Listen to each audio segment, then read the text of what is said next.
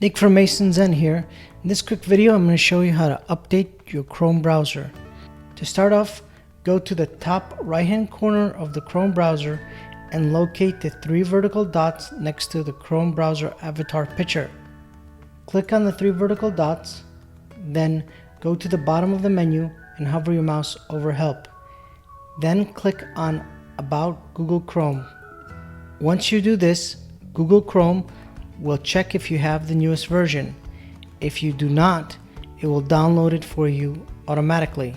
If you do have the newest version of the Google Chrome browser, a message will appear that says Google Chrome is up to date. Once Google Chrome has downloaded the newest version, it will present you with a button to relaunch the browser.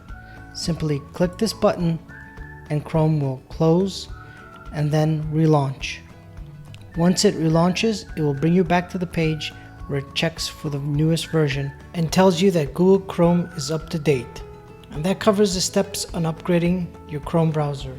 If you have any questions, simply reach out to a support champion at support@asenzen.com. And that about covers it for this video.